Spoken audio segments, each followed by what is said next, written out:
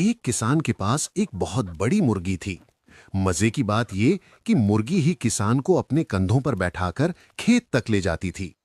खेत पहुंचते ही मुर्गी ने एक बहुत बड़ा अंडा दे दिया।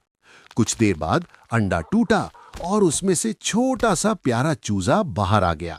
सब खुश थे, लेकिन अचानक मुर्गी रोने लगी।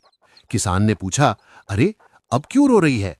मुर्गी बोली, इतनी मेहनत की, इतना बड़ा अंडा दिया, फिर भी किसी ने लाइक, शेयर और सब्सक्राइब नहीं किया। I want to invite all of you to like and subscribe to the channel for more content.